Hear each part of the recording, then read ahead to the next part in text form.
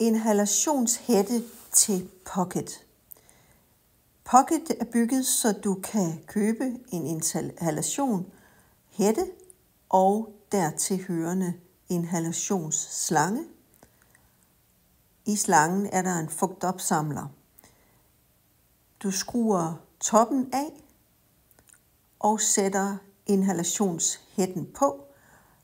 Og måden du får vand på, det er, at du vender den på hovedet. Holder lige en finger på dutten, hvor inhalationsslangen skal sidde.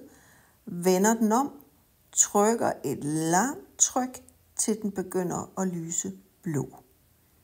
Nu vil den køre i 30 minutter. Og det betyder, at du kan sætte dig tilbage, sæt inhalationsslangen på og inhalere.